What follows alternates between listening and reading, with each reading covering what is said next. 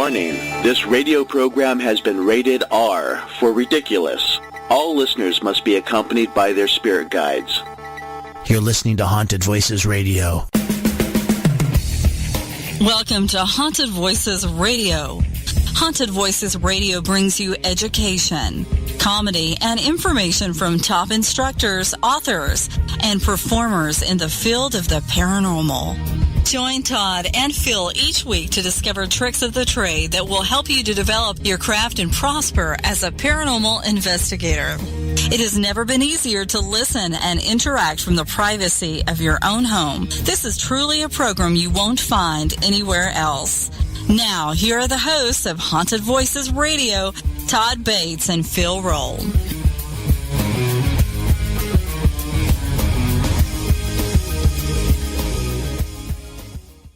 From the land beyond, from the world past hope and fear.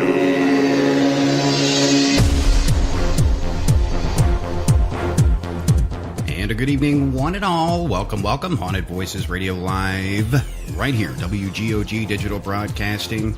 Holy Mary, Mother of Tuesdays, on this awesome October the 24th, 2017. Boy, do we have an awesome show planned for you tonight. We're going to be discussing the Apollo missions and lunar landing. Was it real? Did we really go to the moon?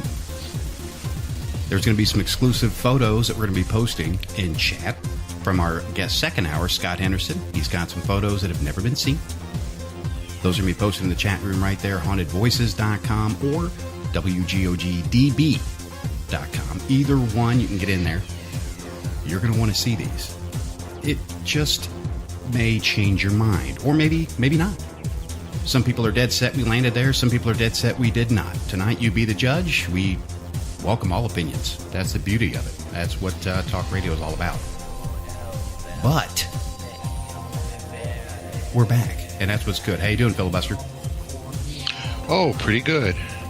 Had a wicked Skype outage. Fine. Huh? We had a wicked Skype outage last week. It was crazy. Oh, I know. I mean, the East Coast was wiped out with it. You had, of course, countries overseas, UK. Somebody hacked it or something, was ripping off bitcoins or something weird like that. I don't know. All I know is I'm glad we're back. Yeah, it was weird because I tried to get on and it just kept playing games with me. I couldn't get anywhere, so I thought, what now? You know. It was a vicious cycle. But we had John Tobin's back, keeping the spirits alive right there before us. Glad to have him back. We got some a lot of great shows on the station now, Phil. Really good stuff. Really good stuff. You know, you've got Chris DeCesare, Phil Casey. They got Surviving Evidence, talking about, of course, everything paranormal with their guests. And Chris was a survivor of the C2D1 haunting, really wicked haunting. And, he talks about that here and there. Of course, you got John Tobin back. Wednesday nights, you got Kat Hobson with Paranormal Experienced. Great show there. She's been doing a couple live remotes here and there. She's got some great guests, of course. And the beauty of this is, you can see the schedule right there at WGOGDB.com. All that's been updated. Been doing a lot of work on the site. And there's a few bugs. We're squashing them here. So if you guys find any of those, let us know. You could shoot us an email, info at WGOGDB.com. You could send an email, contact us right there on the website. It's important because if they're broke, we need to fix them, right, Phil?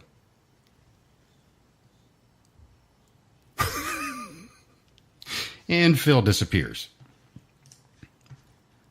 You gotta love it. Oh, I'm sorry. I'm sorry. Mm-hmm. I'm being a little distracted here for the moment. Well, you got squirrel syndrome or something?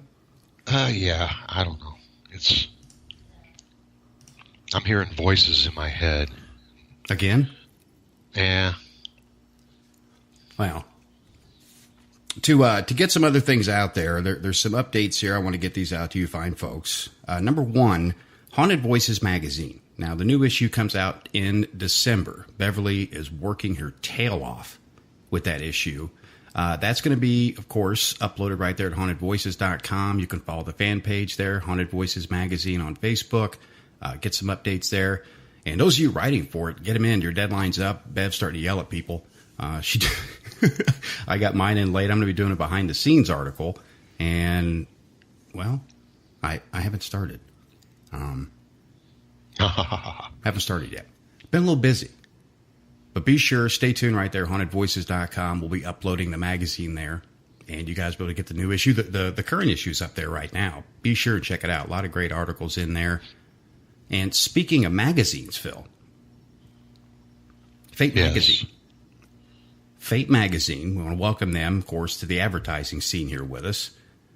But they're back up and running as well. That magazine's been out since 1948.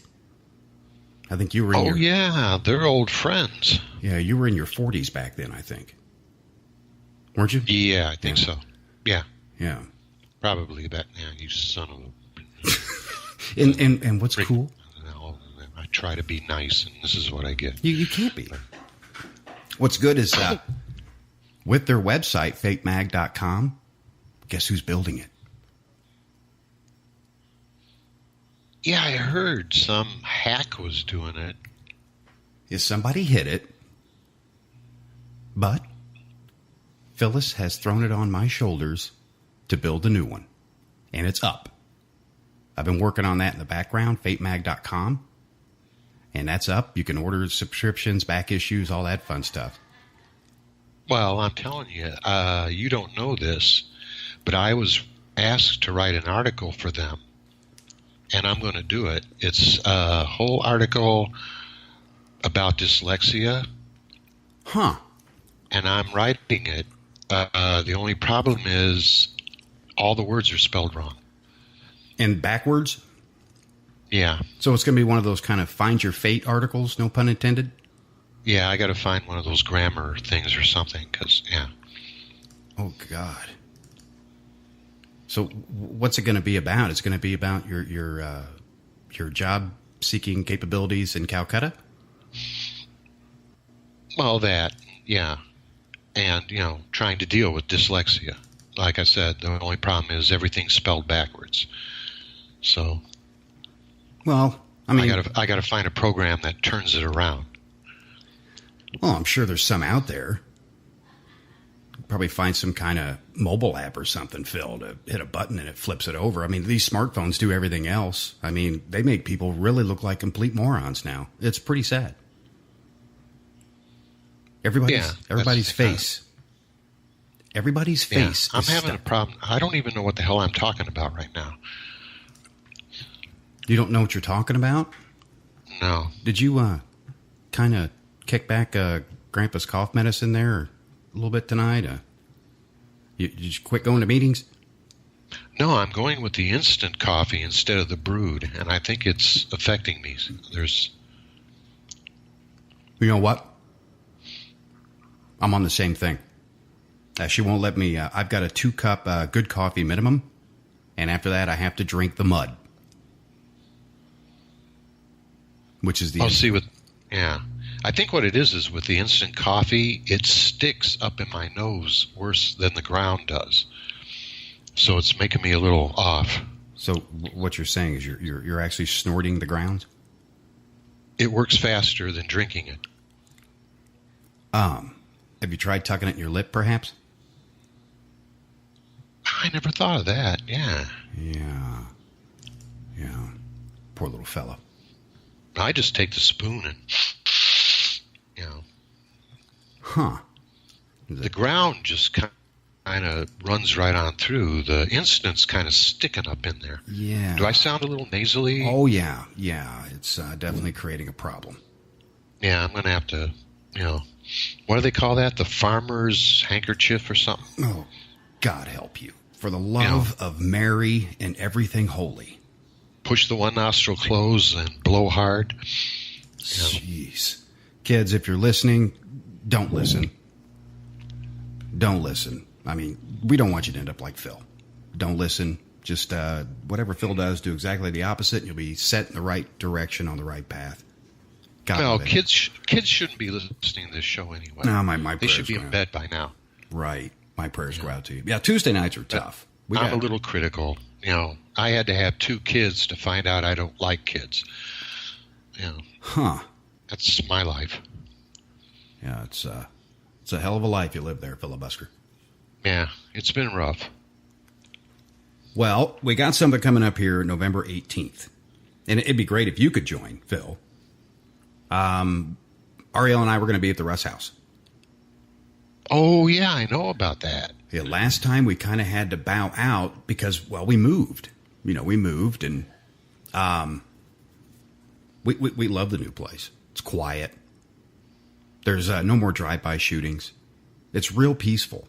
Real peaceful. We don't have someone knocking at our door trying to sell us a dime bag. It's a real peaceful place. And, the weather down here is gorgeous. What's the temp up there in Michigan? We're getting a little cool. We hit a high today of like 56, and it's supposed to get down to like 43 tonight. Huh. Tomorrow, a high of like 46 and a low of 37, 36. So I'll be damned. Then it's supposed to warm back up into the mid-50s. Warm up in mid-50s. Yeah, yeah. We don't have those numbers in our thermometer, but, my prayers go out to you. It's going to snow up there soon. Well, that's the thing. I was in Florida. I've been there one time, and it was so hot and humid. I was miserable. Oh, in the summer. I thought I could not handle living in Florida. But now we're getting this stuff, and now I'm starting to think I'd rather sweat. In the summer, it's god-awful. In the summer, for like 4.5 months, it is. It's like, I call it douchey. It's nasty. Real moist, humid. But the winters are beautiful. They're perfect. Well, that's the thing. Some friends of ours that live down there told us that it's just the opposite. Here, in the winter, you kind of stay indoors and hide out. And in the summer, you go out. In Florida, in the winter, you go out. And in the summer, you stay indoors. It's just the opposite. It is what it is. It is what it is. And tonight, we're going to be discussing the lunar landing, Phil. Now, this goes all the way back to the late, great Neil Armstrong, of course, and all the other astronauts that landed on the moon and what was broadcast on television. What's your take on it? I was doing some studying on this and some of the things they have, and they were talking about, like, the first moon landing, then later on the other ones, they went up there, and some of the stuff the guys left from the first ones, they saw mold. I don't want to give away too much because I don't want to. But, yeah, it makes me wonder, how could there be mold on something on the moon when it's so dry? Well, we've had Marcus on here before. And Scott's going to be joining the second hour. It's kind of like Lunar Night because this is a big deal. There's a lot of die-hard Americans, which we all are, that, are firm believers that we landed there. And there's so many, like we talked with Marcus last time, there's so many different variables, radiation, things like that. Some are saying it's impossible. We couldn't have landed. So that's what we're going to be discussing. That's what's going to be interesting because, well, we haven't gone there anymore, Phil, which is kind of weird. Well, I'll tell you, reading all this has made me think because clear back in, 1969 and back in the early 70s, we were going to the moon. Now, in these later years, we got the space shuttles that go out and do all these things and everything, and they can't land something like that on the moon. It's like, how come we could do it in 69, but we can't do it, 30 years later, we can't seem to do it, or we're not doing it for some reason. So, it makes me wonder. I've always believed we did. And there's some things with outer space itself, like the space station. We're going to be kind of debating a few things tonight, whether or not the astronauts are actually staying on the space station that long. And can they? Does weightlessness have an effect? It'd make me throw up everywhere. I'd still love to go to space. To me, that's like my dream. I want to, have like one of those X-Wing fighters like Luke Skywalker flew in Star Wars. Maybe in the future they'll build one of those things. But to go to outer space, I can't even imagine. Because, we're so used to the gravity and the pleasantness of Earth going elsewhere. They're talking about going to Mars and things. Is that really possible? Because you talk to these two guys, Marcus and Scott, you've got radiation, you've got meteors out there that just go through and because the crafts are so small and skinny, there's not much protection in there. It's like I think the width of like aluminum foil for some of these crafts.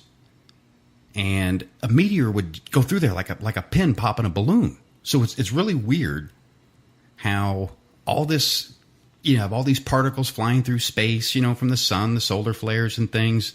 We don't get the massive amounts of that. When we get hit by a solar flare, we may have a little power loss if it's bad enough. It's one of those big M-class flares or something. But those particles are going a couple million miles an hour. I don't see something as skinny as a piece of aluminum foil stopping it and keeping these astronauts from becoming human pincushions. So, watching a lot of these documentaries, and of course talking to, these guys who we're going to have on tonight, it puts the question mark in your head. Now, we're talking 1960s, and technology wasn't so great back then. The computers, they weighed like 65 tons and had like maybe 2 megabytes of memory back then. Yeah. Technology was, just the rockets alone, those things kept blowing up left and right. Did we even go there? That's the question tonight. That's what, hopefully these two can put a lot on the table, Phil. And everybody in chat. Well, there's that. And the other thing that fascinates me is this whole story that the government got Stanley Kubrick to film the fake moon landings and all that because he had done 2001, the movie 2001, and they were so impressed with the way that movie looked, they thought, this is the guy that can film a fake moon landing. And they got him to do it, but of course he's not allowed to say anything. And I read stories that the movie, his later movie, The Shining, that there are all kinds of hints in that movie about the moon landings. But is that... So I'm going to be curious to ask him about that. That's the thing. Is that a rumor? Because don't get me wrong. I am far from a conspiracy theorist. There's no way in hell I could do that. I don't want that job. That's way too much thought. But do you think that people are just tossing these theories out there just to stir the pot? There's obvious proof that we were on the moon, yet there's proof, which I think just the same amount, that we never were. The moon rocks, the weight, just the travel time alone to get there, it's like 250,000 miles. That's a long haul. That's a lot of gas. You can't just float. Yeah, that's the thing. And just some of the stories, I read one about a Coke can. Like somebody made a mistake, and one of the pictures, you can see a Coke can laying there. Now, I've never seen any picture with a Coke can, so I don't know if that's true or not. But I guess that's what we're going to find out tonight. Somebody dropped a Coke can on the moon? I didn't hear that. Yeah, there was a thing that said that you can see, in one picture, you can see a Coke can. Like somebody dropped it or something, and they missed it. But I've never seen a picture that showed a Coke can. So I don't know if that's just some urban legend thing or something. I don't know. But I don't know. That's a little far-fetched. But Scott's got some cool stuff. Something about the suit itself, how it was designed. Man, there's in those photos, second hour, I'm going to put what I can there in chat as he's talking. Some pretty wicked photos that he sent along. And these are real. These are authentic, folks. These aren't Photoshopped, which I know you can't believe anything these days. Everything's either Photoshopped or, they edit the video. You can't tell what's true or false these days. That's what's sad. Even with paranormal investigations, you can't tell. It's just crazy. I was just going to say, it's so hard. All the ghost pictures. Now they even have these stupid apps for your cell phone that you can take a picture in a room and then put your little ghost in it. That's pathetic. Everybody's trying to make a buck off of this is what it comes down to. Everybody's trying to make a buck off of the investigations, off of, anything they can put their hands on. Apps, that's the way to go. It is. It's pretty sad. It's pretty sad. But one thing that is legitimate, and that is going to be November 18th. I want to remind you folks, once again, mark your calendars. If you can make it there to the Rest House in Marianna, Florida, You can find the details. Just click the banner on either Haunted Voices or WGOGDB.com. We're going to be up there doing the investigation, and you are more than welcome to come along. We hope to see a lot of people there for it. It's going to be a lot of fun. And I want to remind you, we're going to be doing a live broadcast there. That's going to be off and on Saturday night during the investigation. We're going to be broadcasting live. It'll be a special show there. And if Phil's available, of course, we can grab him. But I was going to say, send me a phone number or something. No. I'm bringing everything with. I'm going to set up the big mobile unit there, so we can get you on there, Phil. Oh, I'd love it. Yeah, we're going to go off and on throughout the investigation. That's going to be Saturday. We're going to be airing probably around 7 p.m. Eastern Standard Time, right there at the Russ House. You can find all the details, hauntedvoices.com or WGOGDB.com. And you can see the event on Facebook for more details on that as well. Tracy and Susan Todd of Emerald Paranormal Concepts are going to be hosting all this stuff at the good Russ House. It's going to be a lot of fun right there. But it's time, Phil. Yeah, that's the thing. It's been so long since my wife and I have investigated anywhere. And we both sometimes get itchy. Yeah. I'm getting back out there myself, buddy. Getting back on the speaking circuit, too. That's going to be coming first of the year. Going to be booking some stuff. Going to be having a lot of fun. And speaking of fun, that's going to be coming up here. Coming up, Marcus Allen is going to be joining us. We're going to be discussing Apollo missions. Did we land on the moon? You may be surprised. Stay tuned. Haunted Voices Radio coming right back. Join us in chat. HauntedVoices.com or WGOGDB.com. Stay tuned. Marcus Allen up next.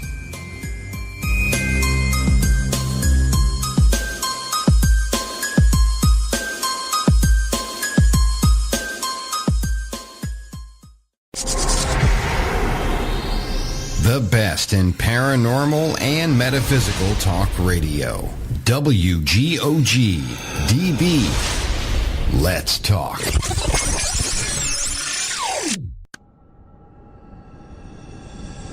Mark your calendar for Saturday, November 18th. Join Emerald Coast Paranormal Concepts founders Tracy and Susan Todd at the Haunted Russ House. Upon your arrival, the team will provide 101 equipment training, cleansing tips, and a short meditation.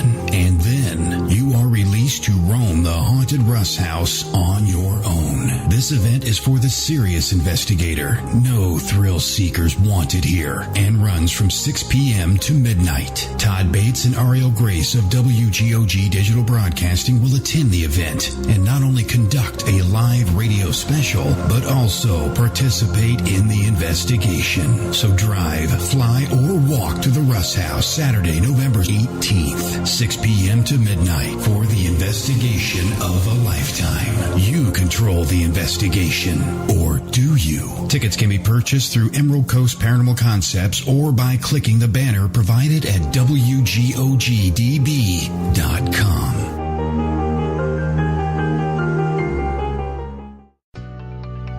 Target the right audience for your business by advertising on WGOG-DB. We can produce and voice your ad to air on all network programs, starting at $30 per month. Custom coverage is also available by contacting us on the website.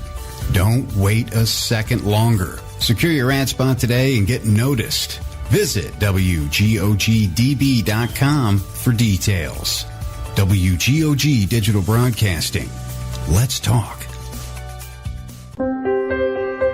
Nothing feels better than a good cleanse to wash away the day. If you think that refreshes you, then experience the ultimate cleanse with Soaps by Susan. Cleansing Spiritually LLC uses only pharmaceutical-grade essential oils, all-natural shea butter, coconut oils, and vitamin E, and tailored toward the ultimate cleanse. Susan uses a skin-safe fragrance with an aroma that brings a smile to your face and takes you to that happy place within. Each bar is is handcrafted and custom to order, so it not only cleanses the soul, but also matches your room's decor. Cleansing Spiritually soap makes great gifts, or you can just indulge yourself for a spiritual cleansing you'll never forget. You want some now, don't you? We thought so. Contact Susan Todd to place your custom order at facebook.com/spiritually. Don't settle for clean. Get spiritually clean at facebook.com/spiritually.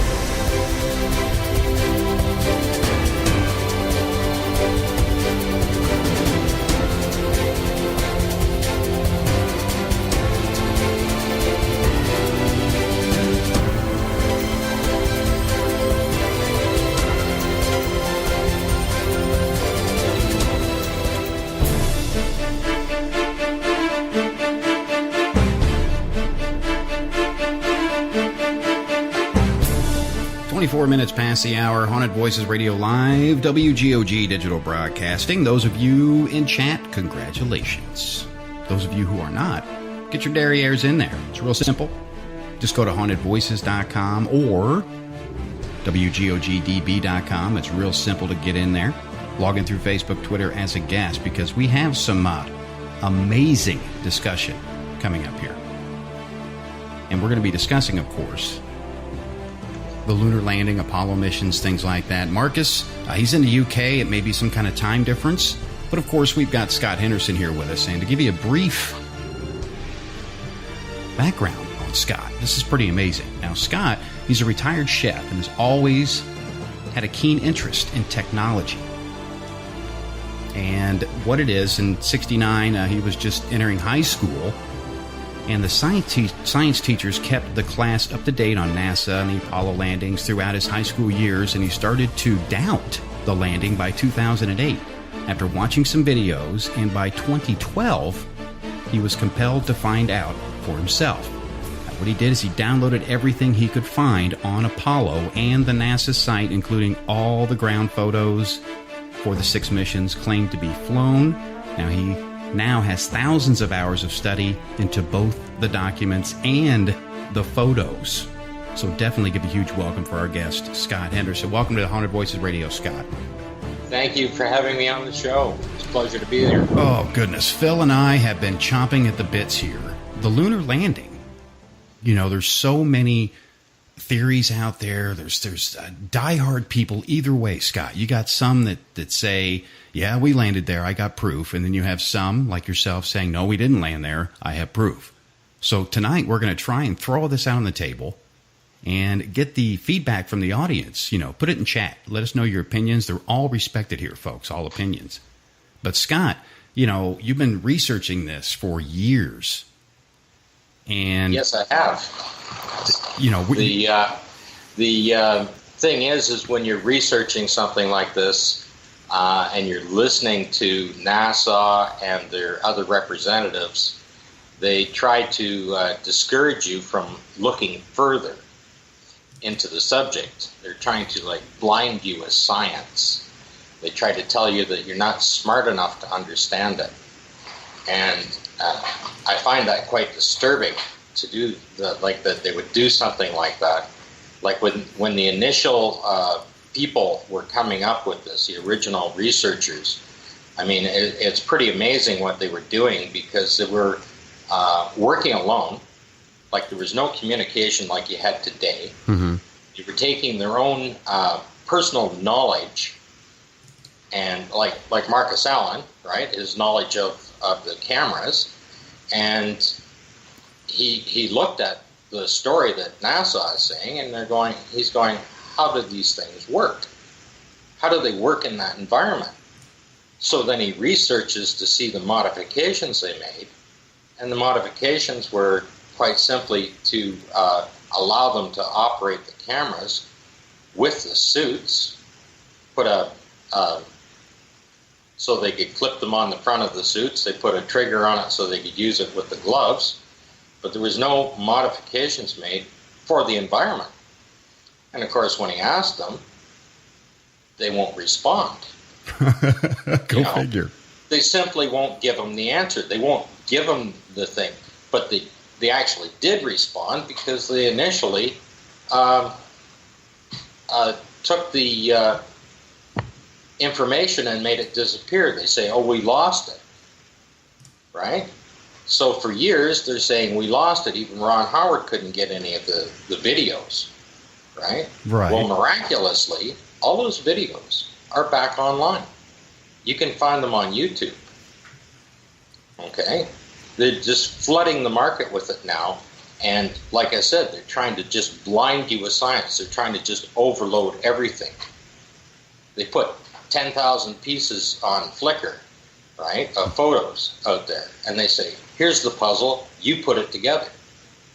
Right? Well, I put it together. And it doesn't state what they say it is. It is a little more defined. It's more like what Gus Grissom wanted to say. And the astronauts that documented that, okay? But they kept him quiet. They did it for him. Well, they couldn't do it in public, right? They lost 3 of their friends. They couldn't go to the media. They couldn't do it in front of the camera. But when they got behind the camera, okay, they started to document everything. And of course, nobody could really see what they were doing. They couldn't walk out on the set. They couldn't have other footprints out there. These guys were fairly much alone with those cameras. And what they did with those cameras is they showed how the sets were built, where it was located. They showed and documented all of the equipment that they were using. Mm-hmm. Okay? Carefully documented it through each of the 6 missions. And if you look at it, it's the same equipment. Like if you're going to stage it 6 times, fake it 6 times, you don't need 6 landers. You only need 1. Okay? You only need 1 experimental package, and you only need 1 rover. Unless it breaks down, you have to get another one out. And that's exactly what they did. And they documented every bit of it. Okay? If you're looking at the photos, the ones that I sent you, you can see the equipment aging with time. They didn't even bother to put it away. I mean, over 2.5 years, they left it laying outside. It gets rained on, the sun bakes it, and you can see the stuff age. The seismic experiment, which is just a large foil sitting on the ground, I sent you one shot, and it's showing that the dirt has caked back after it rained on it, and there's mold around the edge of it. And then in the next, which the next shot I sent you is the next mission, and the stuff is all dried and cracked, the foil splitting back. Well, what we're going to do, Scott, we're going to bring Marcus in here in a minute. We're going to have both of you guys on, and we're going to put all this information out there because this is very important, and a lot of people out there are wondering. Of course, did we land on the moon? Some, like I said, they're die hard with it. But what I'd like to do is start from literally the ground up, and technology back then. You're talking the 60s. They're technology, nothing like it is today. But in your opinion, did we have the technology itself in these rockets, in these vehicles, to even get to the moon? Well, just consider the computers, the guidance system on the computer. They're traveling about 400 times faster than a vehicle. They only made 3 adjustments in 238,000 miles. So that computer and the accuracy of the computer would have to be faster than what a new Tesla is, right? Mm-hmm. I mean, consider the speed it's traveling at and the accuracy when it's only going to make 3 corrections over that period. right? Okay. Like one a day. It's only going to make one adjustment a day. How accurate does that thing have to be? And they're checking it with a sextant, right, against the stars. Like it's almost impossible today to do it because you're traveling. You're free from Earth, so now you're on your own. If you match it to the Earth, you have to calculate the speed it's moving at. If you point it at the moon, you have to estimate where it's going to be, right? Mm-hmm. And where you are, and then you have to take in the gravitational pull as it declines from the Earth, and as it increases to the moon, and then the side pull from the sun. All of those calculations have to be put in there. And they have to be perfect. They have to be, perfect. Like they say, it has to be a perfect blend, a perfect mixture. And they only had enough fuel to make 3 adjustments on the way. If they messed up on one, they're going to shoot right on by it. And this is where it gets really interesting. Of course, joining us as well, Marcus Allen. Welcome back to the show, Marcus. Great to have you. Thanks very much, Todd. Good to be here. Sorry to be a bit late. Oh, my Better late than never. Don't worry. You guys are across the pond. We understand. That's true. It's 2:30 in the morning over here, so it's nice and quiet and we can concentrate. It's a little late. Of course, we got Scott Henderson joining us here. Phil, of course, is on here, and we're discussing this lunar landing. And Scott, what I wanted to do is just have both you guys on so we can get all the information out to the audience so they can form their opinion. Because like I was telling Scott, there's a lot of people out there that are real headstrong that we went to the moon, and some are real headstrong that we didn't or couldn't. So that's what we're kind of doing, and we're breaking it down from the ground up, from liftoff to landing, and trying to dissect this because I'm curious, and I'm on the fence. I'm not going to say yes or no either way, but I'm on the fence about this. And what do you think so far, Phil? Well, one of the first questions I have, and this is going to the very beginning, if they left this stuff sitting out where the elements, the weather got to it and everything, did NASA really think people were so stupid that they wouldn't notice these things eventually? What, you mean when they took all those photographs? Well, I'm saying if they left this stuff sitting out and it aged, it got mold on it, it rusted, things like that, they didn't think sooner or later people are going to see these pictures and say, wait a minute, this doesn't make sense. Did they just underestimate the intelligence of the American people? Or people weren't supposed to see these 50 years later, 48 years later, right? Whoops. I mean, they took thousands of photographs. What they used, maybe 3 photos for each mission for media purposes. I mean, even the people that were looking at them would have just quickly shot through and say, oh, we need one of the lander, one of the flag, saluting the flag, this and that, a couple of the rover. I mean, the rest of them were just there. They would have just been archived. Right? And if they did see them like that, they would have set them aside. We're not going to use that. And this is where it gets interesting, because we weren't supposed to see these photos, but yet the government technically has to release them to the public. And now that they're released, NASA and, of course, the government makes us look like idiots that we don't understand the whole concept of it. Well, if I can just come in here on these photographs, it's an area I've studied quite extensively. When I first started looking at the Apollo photographs, the only ones I could find were published in books and encyclopedias and biographies, stories by astronauts. When I tried to buy some photographs, I had to go to an astronomy show and get a set of postcards, 6 postcards, which are the classic images from Apollo 11, coming down the ladder, standing on the moon. Mm-hmm. It wasn't until the early 2000s, or maybe the late 1990s, that because of the introduction of the internet and the web, NASA were being forced to put their photographic archive online. Prior to that, very few people even knew how many existed. We were told being taken. But until about 20 years ago at the most, these photographs were just not available. They weren't being hidden or anything. They were just very hard to find. You had to write to NASA. You remember writing letters?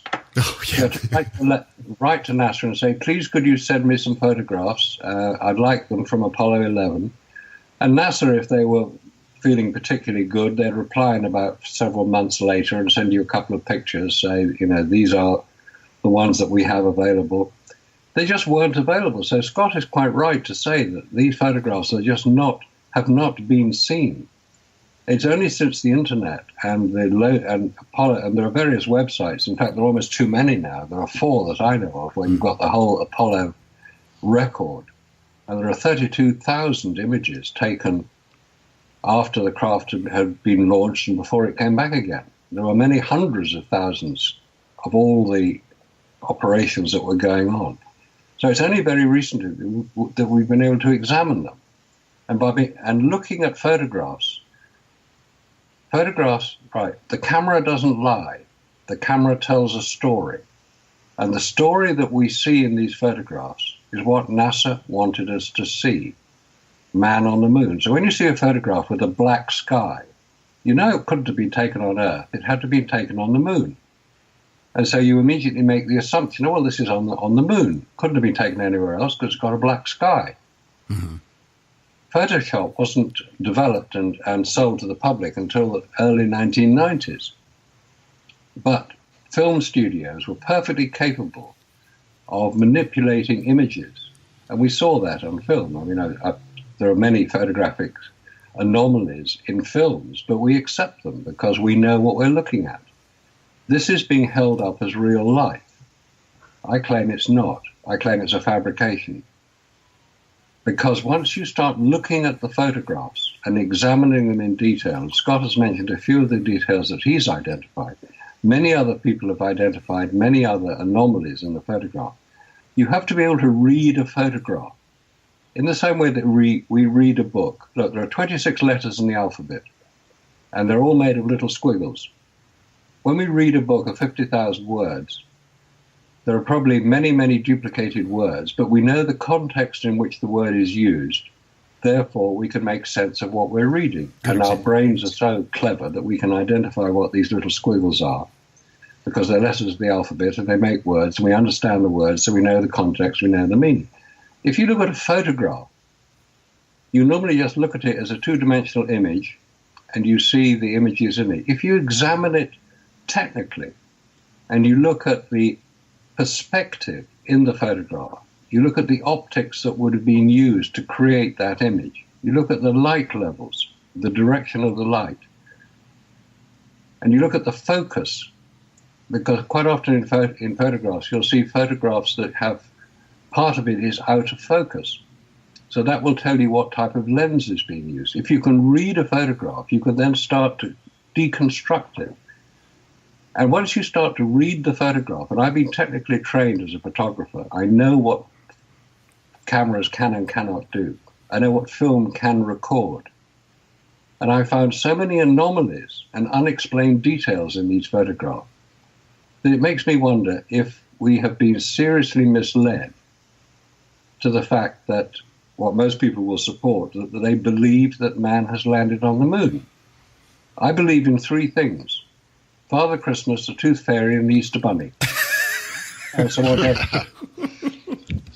And these are things, yeah, I mean, a lot of people will say that the wool has been pulled over our eyes. I mean, you're talking back in the 60s, the big space race, the Cold War was going on. We had to beat Russia to the moon. I mean, everybody knows that, or anybody that wants to know that knows that. No, the slight correction there, we had to be seen to beat Russia to the moon. Okay, well said. Good point. And that is what the country is wrapped around. Now, this is something that, a lot of people take this as a disrespect to the United States, and it's not. This is an opinion, people. This is a theory. This is proof that, just like Scott and Marcus have said, has not been available to us until recently. So what's important is that we do talk about it. Don't be afraid to talk about it. Don't think, oh my goodness, I'm not a good U.S. citizen even thinking this. Don't think that. That's what they want you to think. Don't think that. Now, both Scott and Marcus, they are out of the country. Okay, so they have an unbiased opinion here, which is good. And it's very important that everybody pays attention and listens to this and looks at the photos that we're posting in the chat room. You can enter the chat room at hauntedvoices.com or WGOGDB.com. Either way, get in there and look at these photos. These are actual photos here. None of these have been altered, folks. Get in there, look at them. We're going to be discussing that in addition to some other space technology that we just weren't ready for back then. It would have killed us if we went to the moon. All that's coming up. Stay tuned. Don't let me forget real quick, because I don't want to forget. When we come back from the break, he mentioned Russia. There's a question I have about that. Absolutely. All that's coming up here next. You're listening to Haunted Voices Radio right here, WGOG Digital Broadcasting. We're going to be back with Marcus Allen, publisher of Nexus Magazine, and, of course, Scott Henderson. He's got some amazing photos, exclusive photos for us. Join us in chat. We'll be back soon.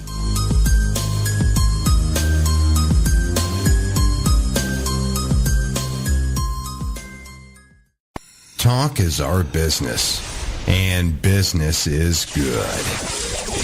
WGOG Clearwater. Let's talk.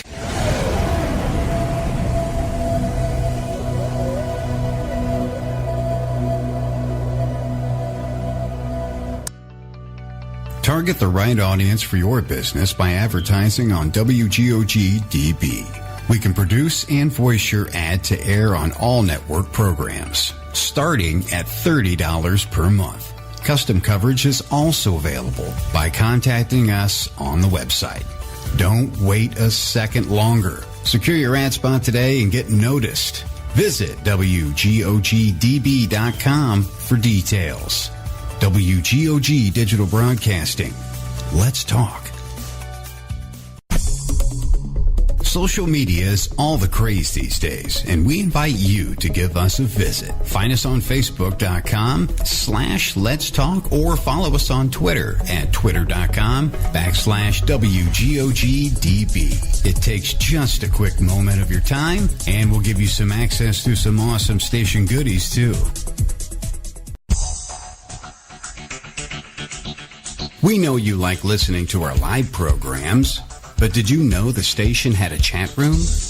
Chatting is a great way to meet new people and share ideas, in addition to interacting with the program hosts. Entering the live chat room is simple.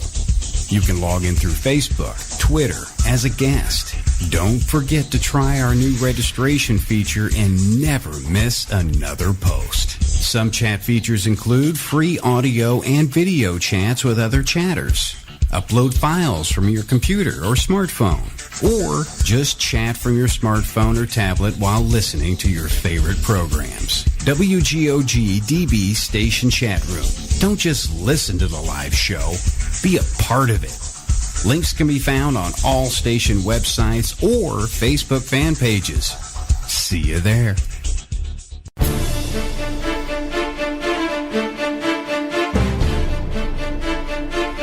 47 minutes past the hour. Haunted Voices Radio Live, WGOG Digital Broadcasting. Be sure and join us in chat, hauntedvoices.com. Facebook fan pages. WGOGDB.com. You can, of course, join us in chat there as well. And somebody's got a radio on in the background. If we could get that killed. Yeah, sorry, that was me. Oh, that's okay, Marcus.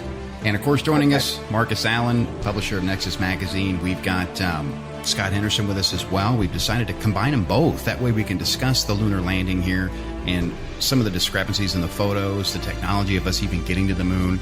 All that's coming out. So we definitely want your opinions in the chat room as well for this. And, Phil, you had a question here when we come back. I didn't want you to forget because I know, senility's kicking in a little bit with you over there. You're probably in your mid-80s by now. Go ahead and get that question out, Phil. 79, and I took my vitamins today, so I'm doing good. Oh, fantastic. No, we mentioned Russia or the Soviet Union back then.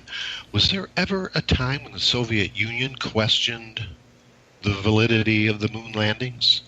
Because they were our biggest competition. They have said, well, let's put it this way. Soviet physicists, Soviet scientists, Soviet filmmakers have questioned the Apollo moon landings, but only recently. until the until the Iron Curtain came down and the Soviet Union was dissolved in 1991, there was no real access to Russian citizens to the information that we have available to us in what was known as the West. Since the advent of the Internet, anybody interested can now access the same information you, I, Scott, and anybody else can access. And they have examined it, and they have reported on many of the discrepancies, specifically to do with the Saturn V rocket. They can't work out how on earth that thing got off the ground, let alone did what it was claimed to have done. And there are many anomalies about the Saturn V rocket, not least of which are the engines that we're told were used on it. Russian filmmakers have also recreated that famous Mythbusters program where the Mythbusters, Adam and Jamie, got together to prove we'd been to the moon because they could show it on a tabletop model. And the Russian filmmakers decided that they would try to replicate that particular episode. Okay. And found that the only way that they could replicate what Adam and Jamie had achieved in showing that the light was certainly going to be reflecting onto the astronaut, in this case Buzz Aldrin, as he came down the ladder of the lunar lander, the Eagle, was by wearing white coats instead of black, which you would expect in a film studio. The only way they could achieve the reflection on Buzz Aldrin was by wearing white coats.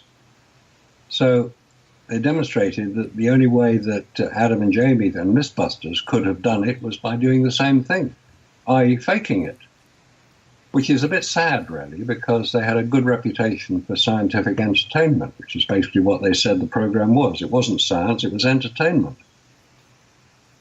So the answer to the question is yes, many Russians have now started to question it. I've actually appeared on Russian television, on Channel 1 in Russia, speaking in English. They dubbed me, so I don't know exactly what it was they told me I was saying, describing problems with the Apollo moon landings. It was about a 10-minute sequence. Apparently, it's a highly rated program in Russia, and I'm told that Vladimir Putin watches these programs occasionally. So there are questions being raised, because the original answer to the question is, if it was so easy to go back to go to the moon in the 1960s, and we launched 9 missions into lunar orbit, why haven't we been back in 50 years? What's the problem? Why? Todd and I were just talking about that before the show. Sorry? Todd and I were just talking about that before the show, that if they could do this in 1969, later on with the space shuttles and everything they created, how come we never went back to the moon again? Exactly. How come we never been back to the moon? There is a very good answer to that, which maybe we'll come on to in just a minute. But that question, why haven't we been back, is being asked with increasing regularity. Now, just to put it into context, in 1492, Christopher Columbus arrived in America. 30 years later, Spain, which is where he came from, Spain had taken control of Central America and were spreading their propaganda all over South America. In 1770, Captain James Cook from the UK arrived in Australia and claimed it for Britain, as opposed to the Dutch had been there a bit earlier. But James Cook arrived in 1770. Within 30 years, Britain started to ship its prison population out there.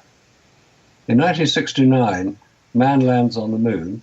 49 years later, nobody's been anywhere near the place. Mm-hmm. That's not the way human society works. We always want to find out what's around the next corner, what's down the end of the river, what's over the mountain. We're explorers. Yeah, and you would actually... We started the exploration of space. Human space exploration, it's called. Since then, the only exploration of space has been 200 miles up on the International Space Station, which we go to on a regular basis. And how do we get there? We get there on Russian rockets. What an irony is that? That is just wicked. And you'd think by now the United States, the way we work is by now we'd be digging to the center of the moon to see what's in it. You know, no one's done anything like that. There's no drilling that we know of. And, you know, it's like we have not been back. So, yes, yeah. I definitely follow that and find that very strange that we have not been back. But the thing is, Marcus, Scott, I want to get both your opinions on this before we, you know, go to the news break here. But getting there, you know, here we are. We've left the Earth's atmosphere. And back then we're in this craft. Now, you have certain aspects in space that obviously will kill us instantly here on Earth, and our atmosphere protects us from that. No, those are solar particles, meteorites, things like that, radiation itself. Now that we've lifted off, we're floating into space, we're out of the Earth's atmosphere. Could the astronauts, we'll start with you, Marcus, could they survive an actual voyage from here to the moon? No, they couldn't. They couldn't because they were not protected from radiation. Now, there are many arguments for and against radiation. Some people will say that radiation is not nearly as intense as it's being made out to be. And you mentioned the Van Allen radiation belts. They're named after Professor James Van Allen, who was the first scientist in 1958 to identify them.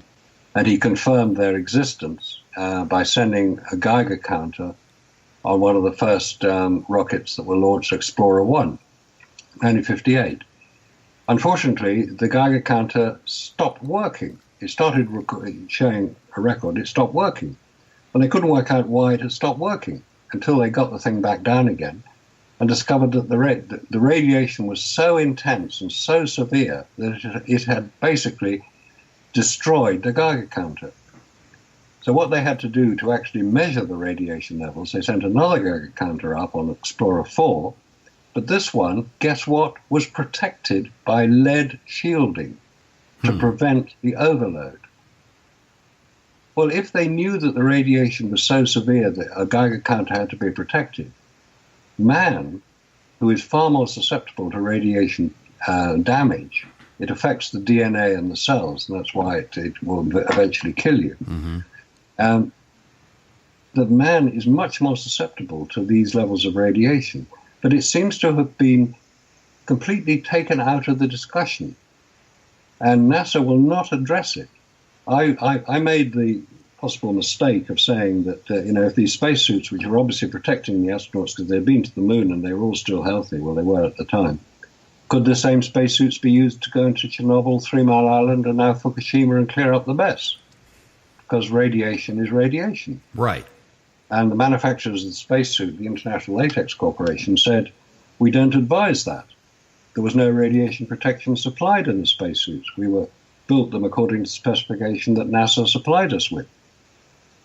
So if the spacesuits couldn't protect the astronauts from radiation, either they did not go where we were told they went, because if they had, they would all have been dead. Right. And having a dead astronaut live on television is not exactly what NASA wanted to promote their human space travel. That's a huge risk. It was an enormous risk. And it's still, have you seen pictures of astronauts returning from the International Space Station after 6 months in orbit? They can't stand up. They have to be carried away. They have to be carried out of their craft. Right, they recover. It's to do with muscle wastage. It's to do with microgravity or zero gravity. And it affects the human body quite severely. So these are things that NASA doesn't want us to know. And Scott, what's your opinion on the radiation, real quick? We got a couple of minutes here. What's your take on this? Do you agree with Marcus? Well, let's assume that we follow NASA's story and say that the spacecraft had sufficient radiation protection, and let's say that the space suits had protection, okay? And that it only took an hour to go through the Van Allen belts and everything was fine. Well, what happened on the 3 days on the way back is completely different, because they came back into the craft with radioactive dirt all over their suits, got out of them, okay? They're in zero gravity, and this stuff is just floating around inside that craft with all three of them. And on top of that, they put 100 kilos of radioactive rocks in there with them. What do you think happened to them on the way back? You know? I mean, there was no protection then. You're fully exposed to it for 3 solid days on the way back. I think these are the things, these are the things people don't think about, that they took those suits off, they had the helmets off. Zero gravity, the dust won't settle. And it's not dust, it's dirt. Right. They'll be breathing it in as well. And according to them, it's very fine, powdery dirt, almost like powdered sugar. It's not really heavy. So that is going to be definitely airborne, floating around the capsule, the craft, whatever it is, to protect them from radiation, which radiation knows zero boundaries. Even lead itself, has its limitations with it. But something like that. They acknowledge that radiation is absorbed over time. There's 72 hours right there. Yeah. And that is full-on exposure. There's no, So this is where, it definitely raised an eyebrow when I was, talking with you, of course, having Marcus on last time. It definitely raised an eyebrow with me on, did we really land there? I mean, is the country in some huge denial that we did land on the moon? That's what's interesting here, and that's what we're going to cover here right after the news here, folks. So definitely stay tuned. We're going to be talking more with Marcus Allen, of course, publisher at Nexus Magazine over there in the UK, and Scott Henderson. Join us in chat. The photos are in there. You can look at those. We're going to be covering those next. We're going to get in fine detail. We're going to go ahead and get out the fine-tooth comb here and cover some of this and see what we can reveal. Get your opinion in there in chat. HauntedVoices.com, WGOGDB.com. Of course, you listen to Haunted Voices Radio right here, WGOG Digital Broadcasting. We'll be back in just a few moments.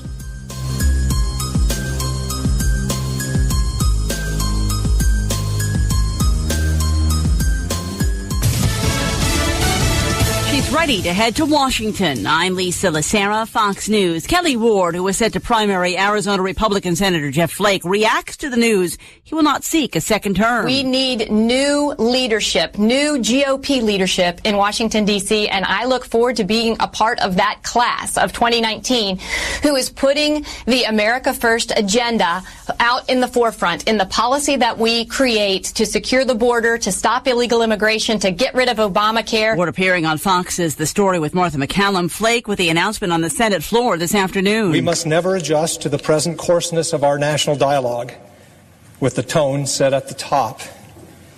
We must never regard as normal the regular and casual undermining of our democratic norms and ideals. We must never meekly accept the daily sundering of our country. The White House says Flake's decision was probably a good move.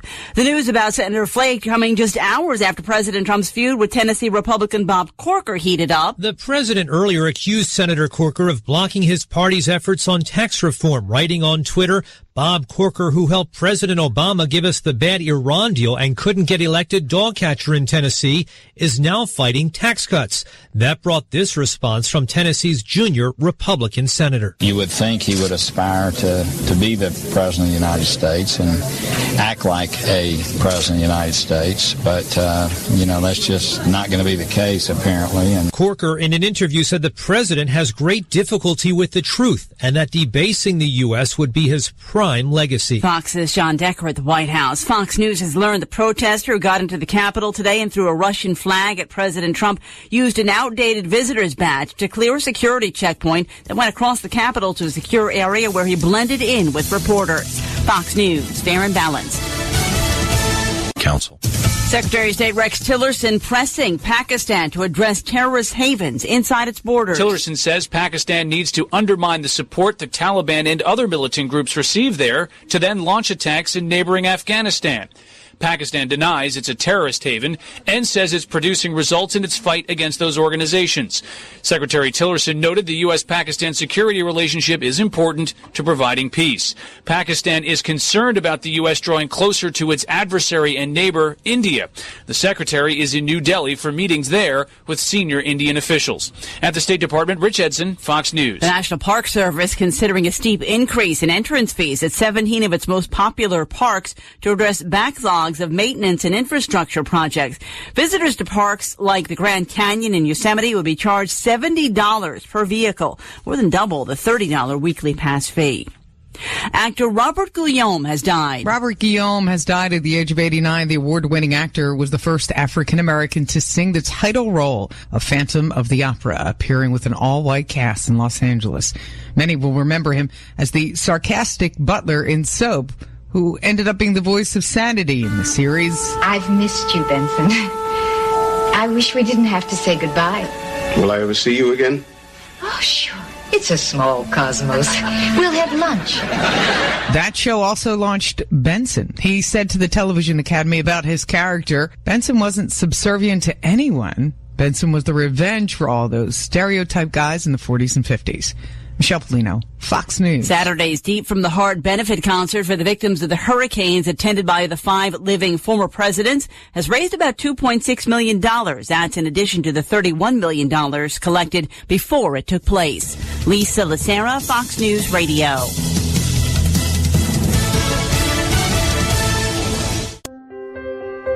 Nothing feels better than a good cleanse to wash away the day. If you think that refreshes you, then experience the ultimate cleanse with Soaps by Susan. Cleansing Spiritually LLC uses only pharmaceutical-grade essential oils, all-natural shea butter, coconut oils, and vitamin E, and tailored toward the ultimate cleanse. Susan uses a skin-safe fragrance with an aroma that brings a smile to your face and takes you to that happy place within. Each bar is handcrafted and custom to order, so it not only cleanses the soul, but also matches your room's decor. Cleansing Spiritually soap makes great gifts, or you can just indulge yourself for a spiritual cleansing you'll never forget. You want some now, don't you? We thought so. Contact Susan Todd to place your custom order at facebook.com/spiritually. Don't settle for clean. Get spiritually clean at facebook.com/spiritually.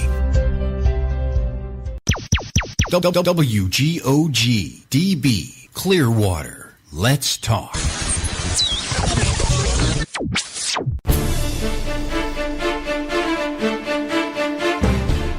Top of the hour, welcome back. Haunted Voices Radio Live right here, WGOG Digital Broadcasting. Those of you who are not in chat, I highly recommend you get in there now. You can find the chat rooms at hauntedvoices.com or WGOGDB.com. You can get in there through Facebook, Twitter as a guest. You can even register in there. That way you don't miss anything.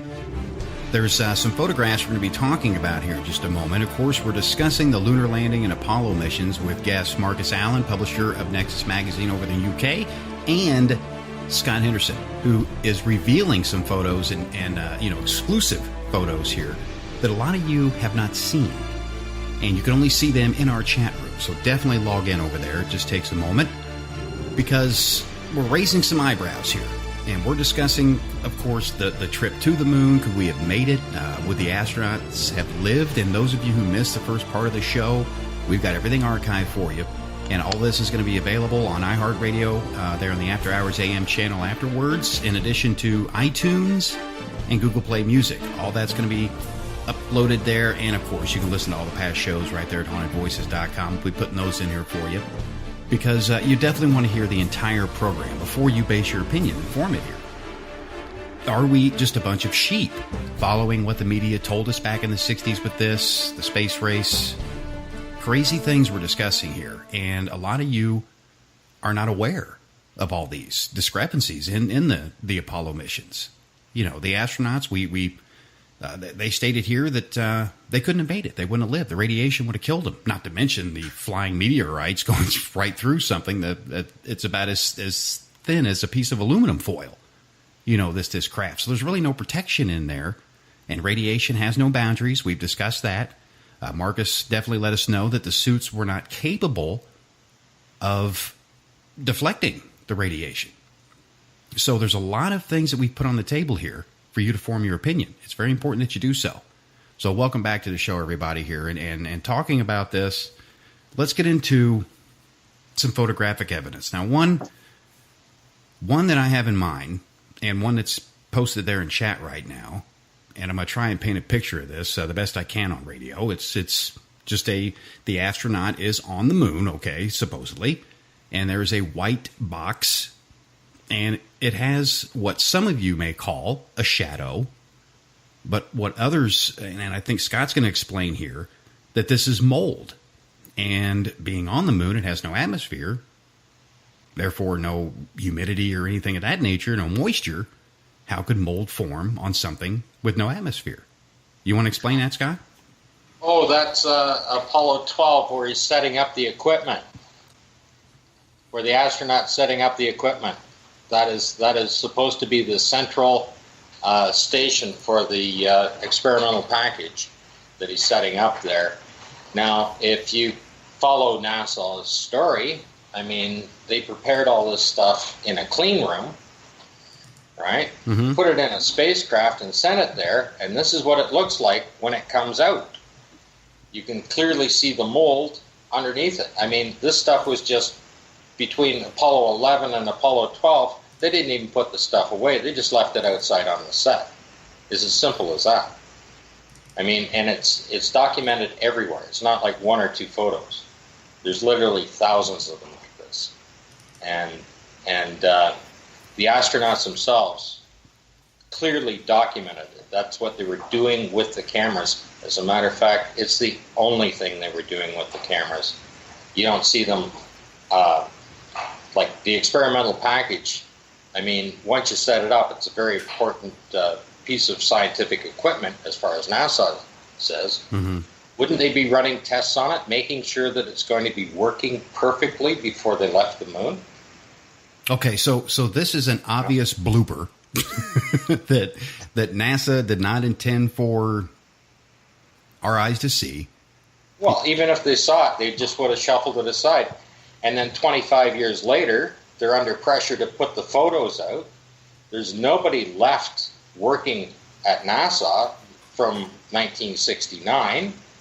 And the people that work at NASA believe that they went. So anything that says Apollo, let's just put it up. They've done the same with the videos, too. This particular picture where it's a close-up and you can see that mold, that picture was never supposed to get out. Well, I just cut and blew it up. But, I mean, you can go right to the Apollo Journal site right at NASA and pull the same picture up and see that it hasn't been messed with. All of these came from that site. Okay. And they're not off of any other site. They're all off of NASA's official site, the Apollo Archive site. Okay, I'm just playing devil's advocate here a little bit. I can't believe that NASA would be that sloppy with things, that they would let these kind of things go by. It's everywhere. And they never thought anybody would see this? It's everywhere. Even the shot of the rover sitting there, a nice, beautiful close-up shot of the Apollo 17 rover. The rear axle has an oil leak. Well, there's no liquids in space. I mean, it's stuck all over it. The mud's stuck all over it. There's just simply no liquids in space. Right? These are the little things. And I know a lot of you listening. I know you may be in denial, but definitely trying to listen to both sides here. That's what's important. Because this is information, this is photographic evidence, this is, these guys have been researching the Apollo missions and landings for years, decades. So they definitely know what they're talking about. And they have an unbiased opinion, okay, which is important as well. Looking at the mold itself, I mean, those of you that are in chat, you could see it. We all know what mold looks like, moisture. It kind of grows up on things, and there's a greenish tint to it. And, those thinking, okay, this is just a shadow. Well, look at the device itself, that piece of equipment that this is on. You could see the astronaut's shadow or some shadow on there. And that's obviously the mold stands out from that shadow. The shadow doesn't cover it. The mold stands out from it. And it definitely looks like somebody laid that in something wet and just kind of, used it last minute kind of thing. Because that's right. Just laying around, just left from one mission to the other. And the astronauts documented that. They're the ones that took the pictures, and they're the ones that want you to see it. And with the Apollo missions, Marcus, the astronauts themselves, NASA, everything was perfect. Everything had to be perfect. The atmosphere, all the calculations, the gimbals, and all this stuff had to be absolutely perfect for this mission to be a success. Yet, that's correct. Yes. Yet you have discrepancies like this, which really, I mean, just it freaks a lot of people out because, I mean, how can they get away with this, though, Marcus? That's what's blowing my mind. They would get away with it because people like Scott, who's done some remarkable research into the detail of the photographs, people like Scott weren't expected 50 years after it all happened to spend the hundreds of hours that he has spent looking at these photographs. There was just no concept that somebody would do that. Apollo happened, 60s, early 1970s. As Scott said very accurately, there's nobody working at NASA now who was working at NASA during Apollo because they'd be far too old. They've retired. They may have worked there for 30, 40 years, but there were very, very, very few people. NASA have moved on to other things. Now, NASA are basically an agency, a part of the Department of Defense. There were many shuttle missions that we never heard a thing about because they were launching military satellites. So the idea that you can't keep a secret is complete rubbish. Of course you can keep a secret. Mm-hmm. People in NASA didn't need to keep the secret. They were doing the job they were employed to do. They didn't need to know what was happening over at Edwards Air Force Base and Vandenberg Air Force Base when the shuttle was being launched from there with the satellites on board. Now, there's an interesting point about this. That this has only very recently come to light. There's something called the keyhole satellites, which are spy satellites, in effect. They've been up there for several years now. The current one is the KH-12, Keyhole 12. And they're the ones that take the photographs. You know, you can read a newspaper headline from space and all that. They're the ones that do that. That's why you can read the car number plates from space. When the first space shuttle was launched, the Columbia, was launched in 1981, there was a very big fear that some of the heat shield tiles had been loosened on launch and wouldn't protect the craft on its return. Mm-hmm. Now, there were 4 astronauts on board at the time. There was a real problem. How would NASA find out if the space shuttle had been damaged on launch, which we know happened on the Challenger mission when a piece of ice fell off and hit the space shuttle? On the first launch, the inaugural launch in 1981, 9 years after Apollo had finished, they found that they could orbit the space shuttle at a certain altitude so that it could be photographed in space by the Hexagon spy satellite. If that could be maneuvered out of its polar orbit, which is what it was in, it would meet the space shuttle on one orbit. And it was able to get into position to photograph the space shuttle as it orbited 17,500 miles an hour.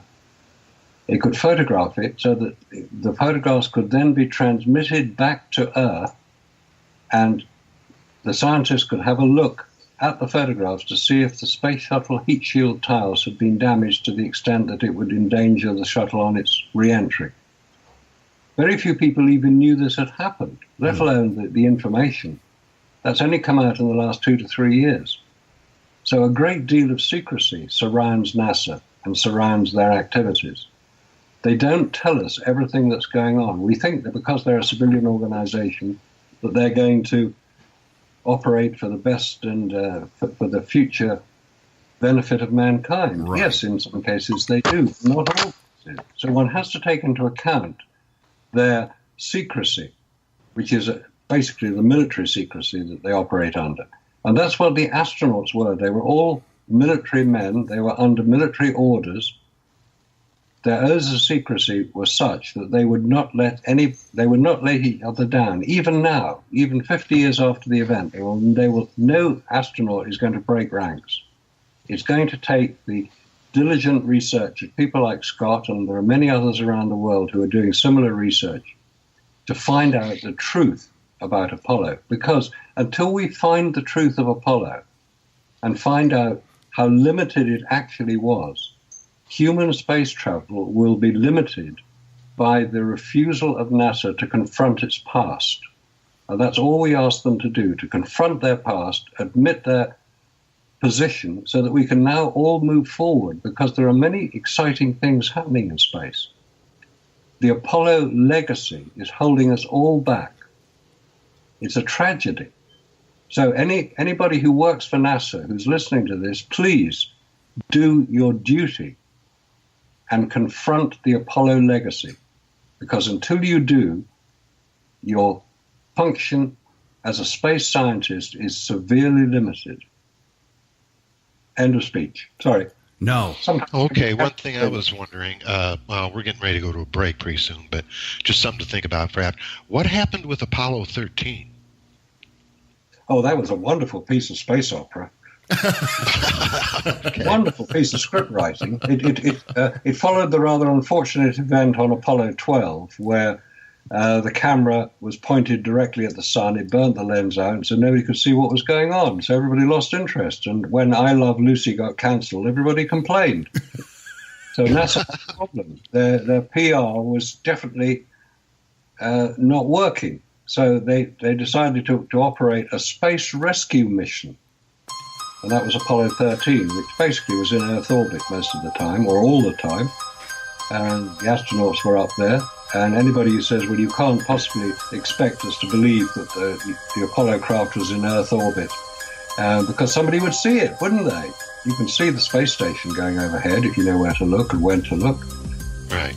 And so how many people knew where to look to see Apollo 13 in Earth orbit? They didn't, because nobody told them where it was. It would be a tiny pinprick of light, which would probably not raise very many questions because of the orbit it covered. Of course it could operate in Earth orbit, and of course it could communicate. You've got a geosynchronous satellite, you can communicate the whole time. It's not a problem. And all we got from that, we got to skip off here to a break, but all we got from that was the infamous Houston, we have a problem. And that's where it stemmed on. More coming back now. We've discussed the launch. We've discussed the journey to the moon. When we come back, we're going to touch on landing on the moon and the evidence of landing on the moon. And we're going to see. We're discussing the lunar landing Apollo missions, of course, with guest Marcus Allen and Scott Henderson. We'll be right back in just a few moments. You're listening to Haunted Voices Radio. Stay tuned.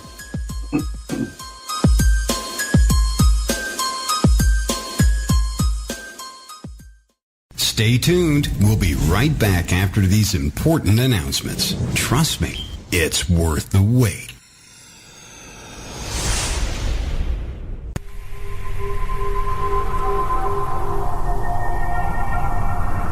Since 1948, Fate magazine has delivered a one-of-a-kind reading experience, covering everything from psychics, UFOs, paranormal investigations, and more. For more information, visit fatemag.com or call 1-800-728-2730. That's 1-800-728-2730. Fate magazine. True reports of the strange and unknown.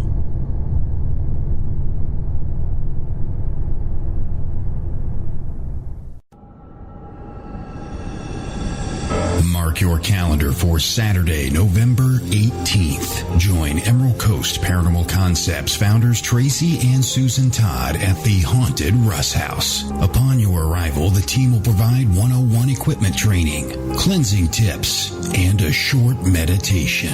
And then you are released to roam the Haunted Russ House on your own. This event is for the serious investigator. No thrill seekers wanted here, and runs from 6 p.m. to midnight. Todd Bates and Ariel Grace of WGOG Digital Broadcasting will attend the event and not only conduct a live radio special, but also participate in the investigation. So drive, fly, or walk to the Russ House Saturday, November 18th, 6 p.m. to midnight for the investigation of a lifetime. You control the investigation, or do you? Tickets can be purchased through Emerald Coast Paranormal Concepts or by clicking the banner provided at WGOGDB.com.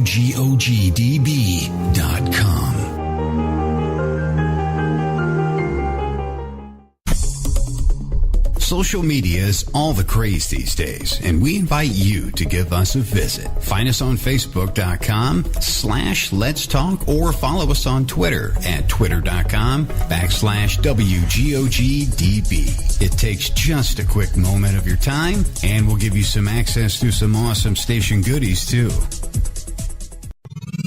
From our studios to the world, here comes more great programming on WGOG Digital Broadcasting.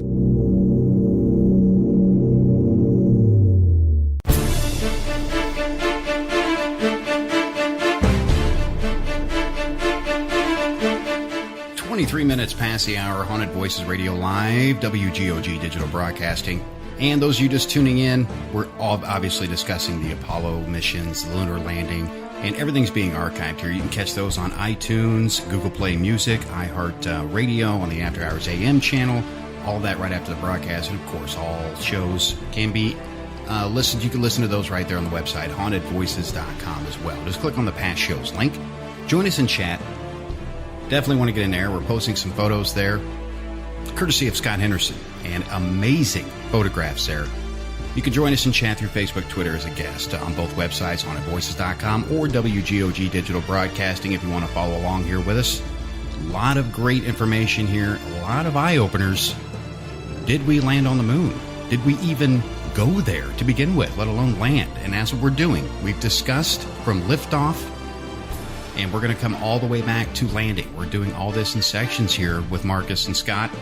Now, we've discussed the actual liftoff. We've discussed the journey to space. Now we're going to touch on the landing on the moon. And then, of course, the return trip back here to Earth. A lot of interesting theories coming out here, folks. Definitely want to pay attention to this. And Marcus, let's start with you. We've, in theory, arrived at the moon, the landing.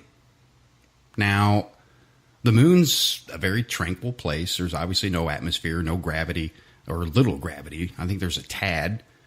But could the craft have landed on the surface? Is it capable of accepting something like that without any kind of major disaster? It's highly unlikely. There is a small amount of gravity, as you say, on the moon, about 1/6 the amount of gravity we have here on Earth. So there is gravity there. Things do get pulled down onto the surface. When you're orbiting the moon, you're going to be orbiting at about 6,000 miles an hour. Mm-hmm. If you're going to land on the moon, you've got to come to a standstill. So the way you do that is you fire your rocket to slow you down. You retro-fire it. You fire it in the direction you're traveling. It will slow you down.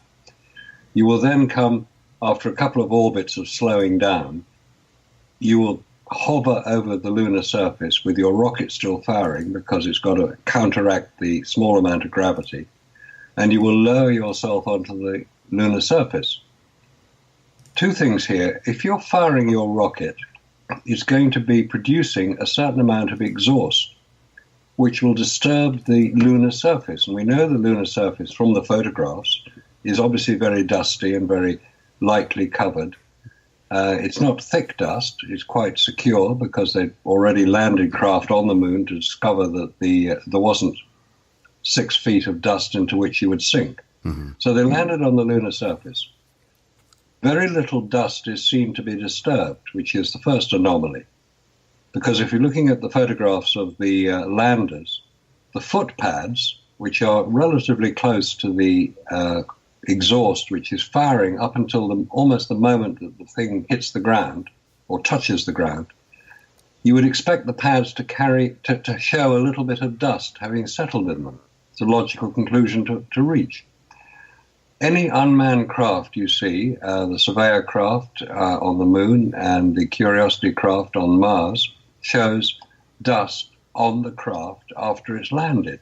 So why isn't it on Apollo? That's another anomaly. Okay. You've got all these things that just don't quite add up. And you start looking for other anomalies.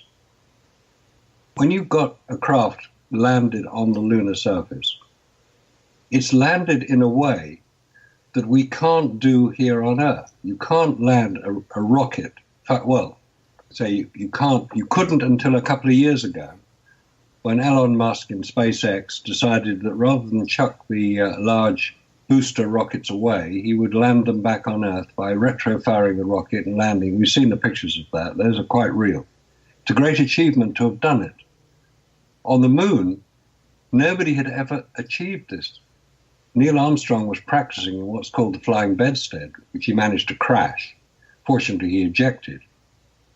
But the real anomaly is that Buzz Aldrin in Apollo 11 and all the lunar module pilots in the other 6 missions that supposedly landed on the moon were not trained to land the craft.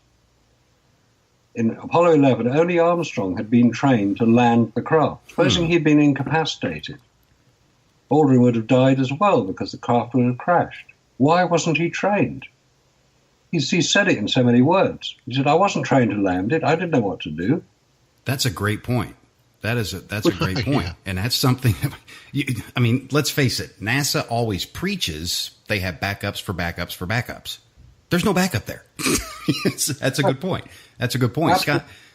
Absolutely no backup. And also, there's no rescue possible either. They would have been dead. Aldrin was named the LMP, Lunar Module Pilot, right? They couldn't fly it. Exactly.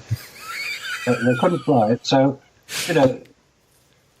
I mean, how many times have you flown in an aircraft? And if you were told that the co-pilot couldn't land the thing, would you even get on it? I think it's highly unlikely. Of course you could fly it. That's why they have 2 pilots on a plane. In case one eats a piece of rotten fish or something. These are things that we do not think about because we assume, which we all know what you break down assume. We know what that means. We assume and we trust NASA to have all their ducks in a row. This is something that I didn't even think about that. I mean, somebody's named as a pilot and they have no idea how to fly the damn thing. It just blows my mind. And that's just that's just a small thing. Scott, the moon surface itself, let's discuss, some of this with the photographs. Now, well, you're looking at a simulation entirely, so that's not the lunar surface you're looking at. That's a landfill site that they covered over. It's actually a scrap metal site that they have covered over.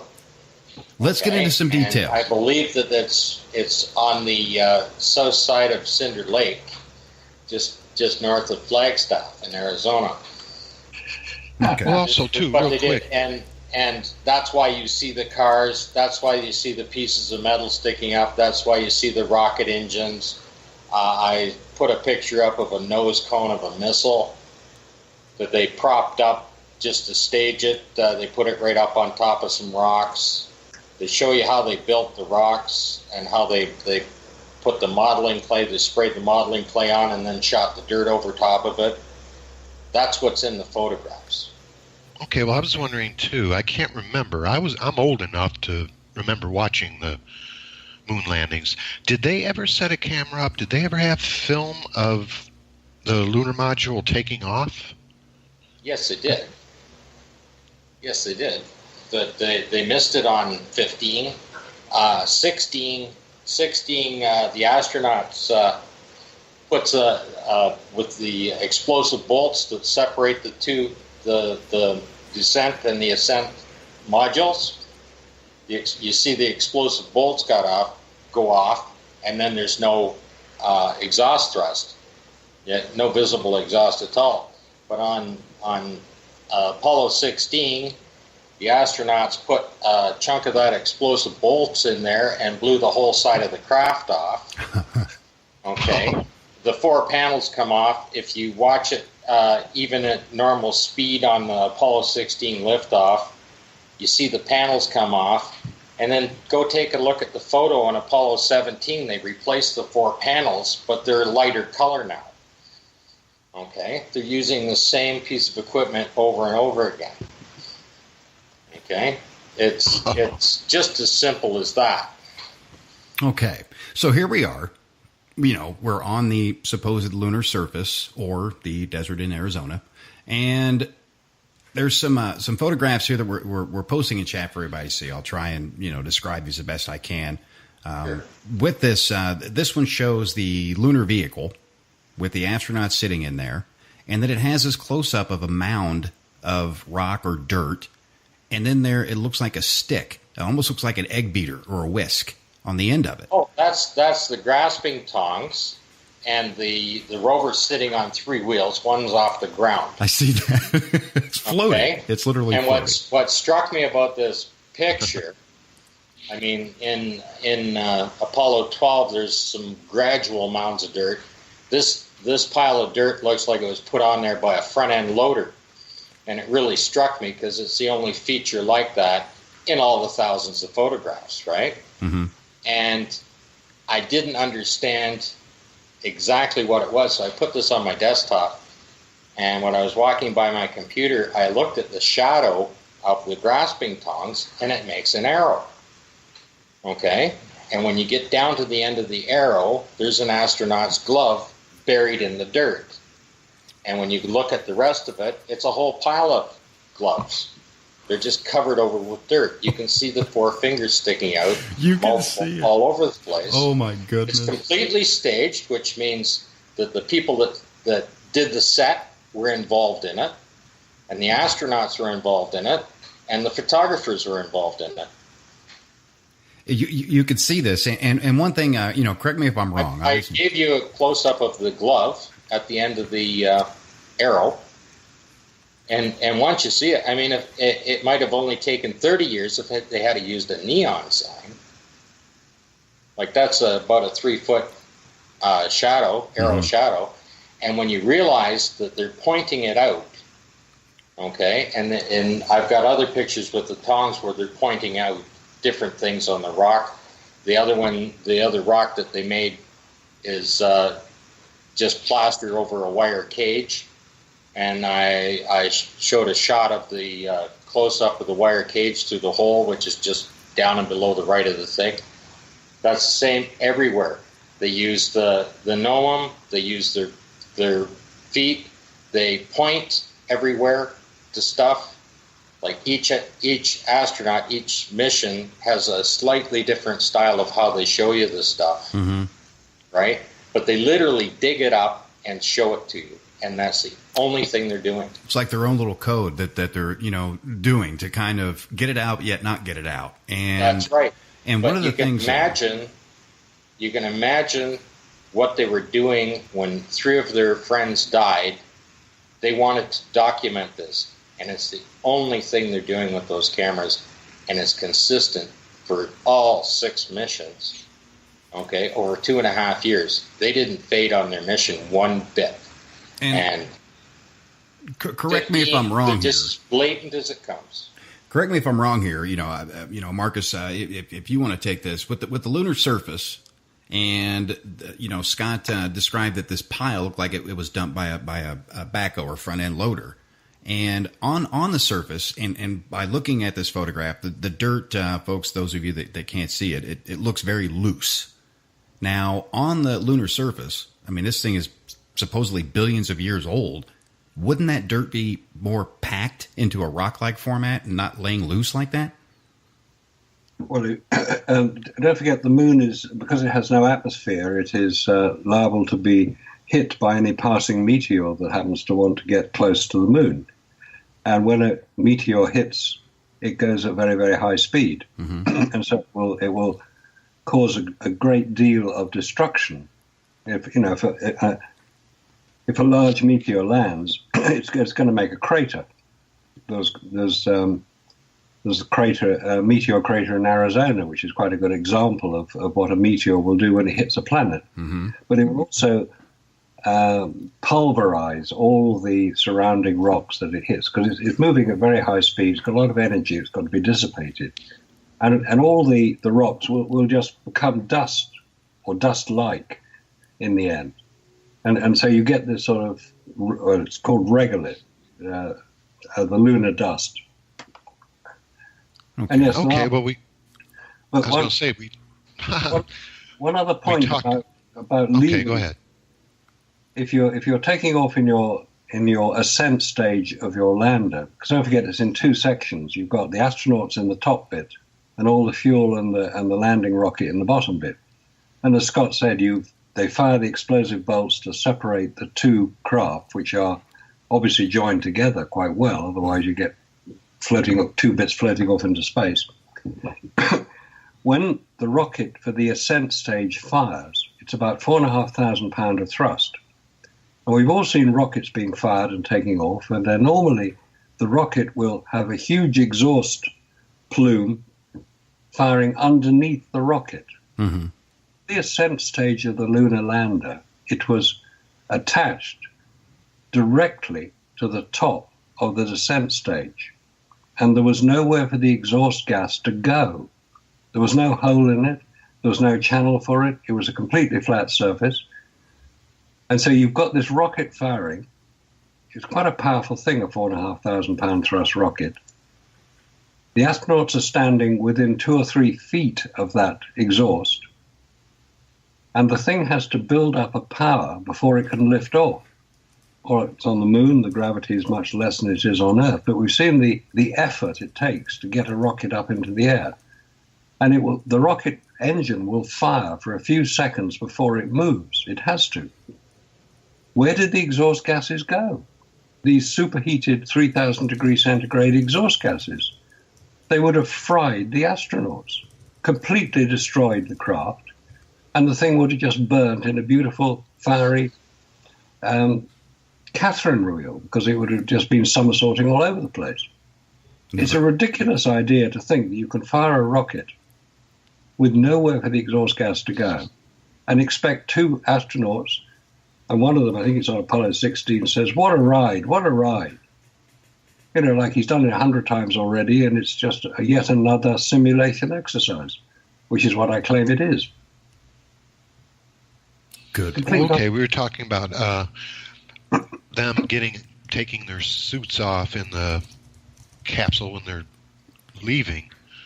What other things are there that would, on the way back, that, make it look fake? Let's talk about the return.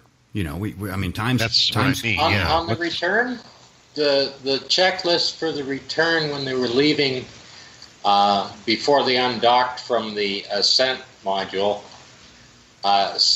first of all, they dump all the cameras before they leave. I don't know how they shot the other pictures when they're up there, if they left them all.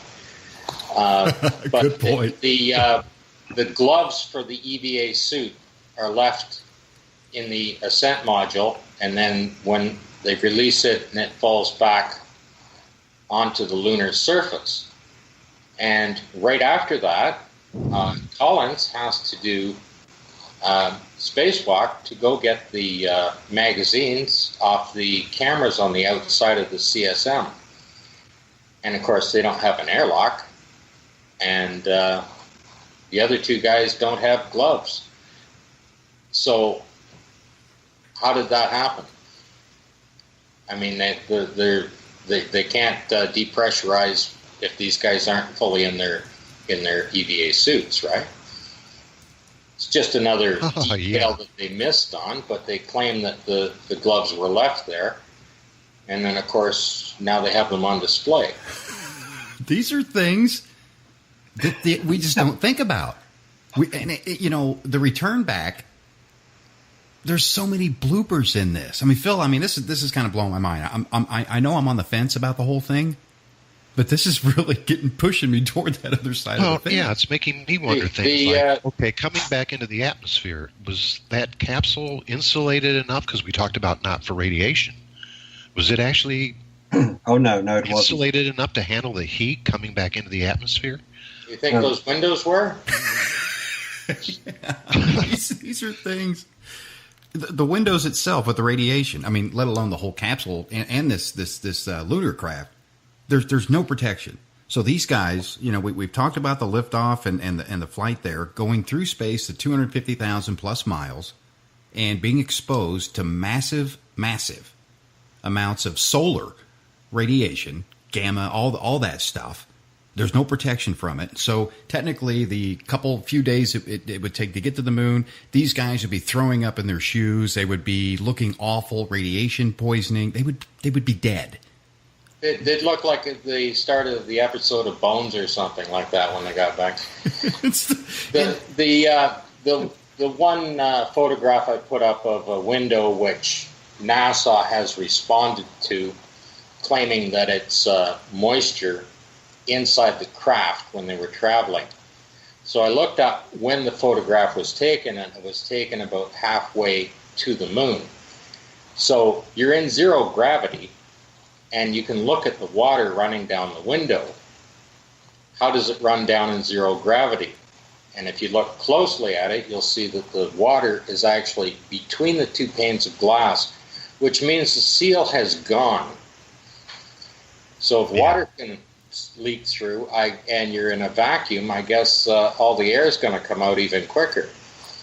And then the next thing about it, it's minus 250. A little chilly. Outside that window, and this water doesn't freeze.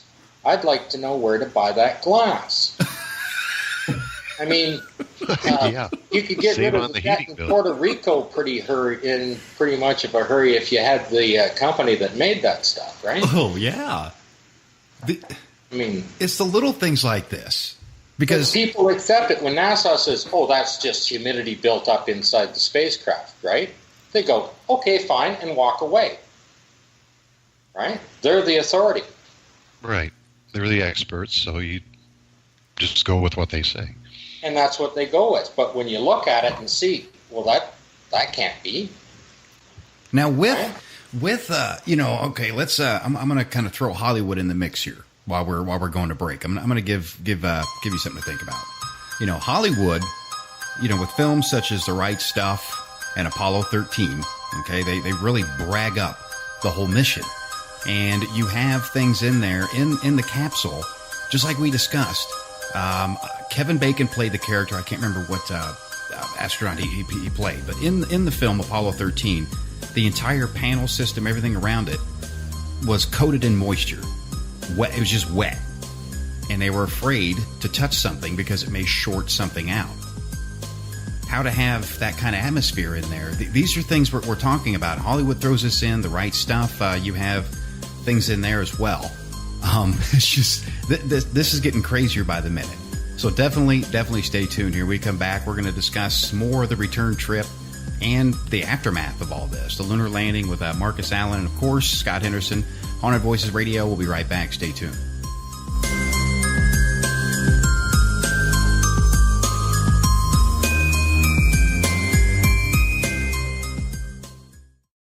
Talk is our business, and business is good.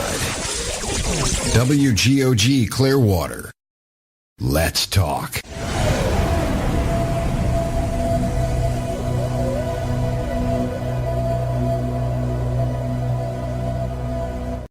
Haunted, a psychic story by author and radio host Ariel Grace. This is not your average book of hauntings. Haunted, a psychic story is written from a psychic perspective and contains true stories and some handy tips. Written in 3 parts, Haunted, a psychic story contains chilling adventures, advice from the archangels, and helpful tips used by Ariel Grace to clear haunted homes around the globe. Haunted, a psychic story is available on Amazon, or you can download straight to your Kindle. Haunted, a psychic story by Ariel Grace. Get your copy today.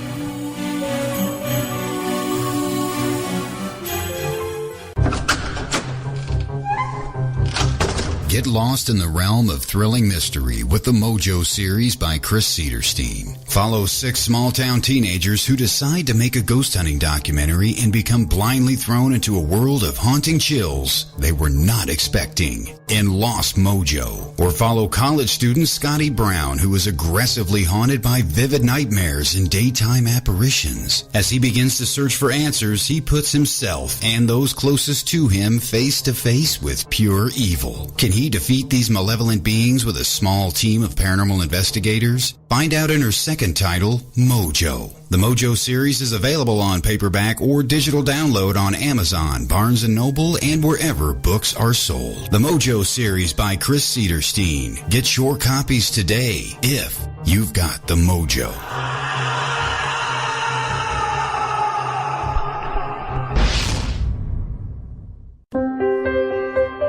Nothing feels better than a good cleanse to wash away the day. If you think that refreshes you, then experience the ultimate cleanse with Soaps by Susan. Cleansing Spiritually LLC uses only pharmaceutical-grade essential oils, all-natural shea butter, coconut oils, and vitamin E, and tailored toward the ultimate cleanse. Susan uses a skin-safe fragrance with an aroma that brings a smile to your face and takes you to that happy place within. Each bar is handcrafted and custom to order, so it not only cleanses the soul, but also matches your room's decor. Cleansing Spiritually soap makes great gifts, or you can just indulge yourself for a spiritual cleansing you'll never forget. You want some now, don't you? We thought so. Contact Susan Todd to place your custom order at facebook.com/spiritually. Don't settle for clean. Get spiritually clean at facebook.com/spiritually.